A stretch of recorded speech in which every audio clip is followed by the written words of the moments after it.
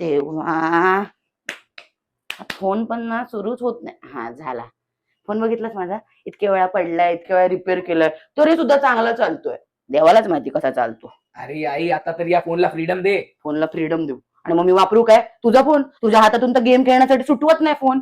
अरे फ्रीडम दे म्हणजे नवीन फोन घेऊया ना. कशाला पाहिजे नवीन फोन? मी हात फोन असा आपटून आपटून वापरीन. अगं आई, पण टॉप 10 ला जाऊया.